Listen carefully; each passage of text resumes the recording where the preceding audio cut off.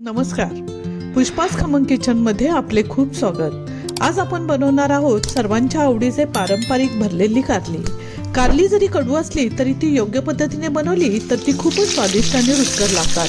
त्यातील कडवटपणा गायब होतो। यासाठी लागणाऱ्या साहित्याची यादी सोबत दिली आहे।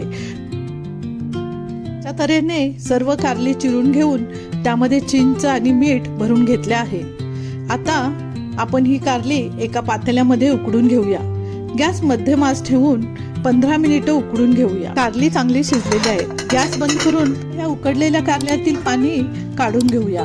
बघा, ही कारली एकदम छान शिजलेली आहे। तिखट, गूळ आणि शेंगदाण्याचं कूट हे सर्व मिश्रण चांगले एकजीव करून घ्यायचे आहे। यामध्ये थोडेसे चवीपुरते मीठ घालायचे आहे। आपण तयार केलेला मसाला या कारल्यामध्ये चांगला दाबून भरून घेणार आहे। भरून झालेल्या कारल्यामधील मसाला बाहेर पडू नये म्हणून आपण कारल्याला दोरा बांधून घ्यायचा आहे। आता आपण लोखंडाची कढई गॅसवर ठेवून खरपूस भाजून घेऊया। अशा घरगुती रेसिपी पाहण्यासाठी पुष्पास खमंग किचनला सबस्क्राईब करा। पूर्ण व्हिडिओची लिंक खाली दिली आहे। धन्यवाद।